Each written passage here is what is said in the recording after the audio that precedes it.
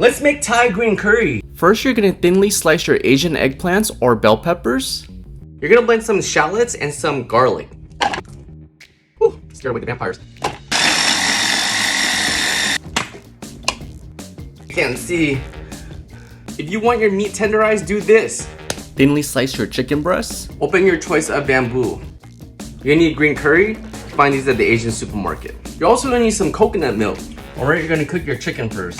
Turn off the heat. Let it get hot a little bit. Add oil to pan. Add in your shallots and garlic.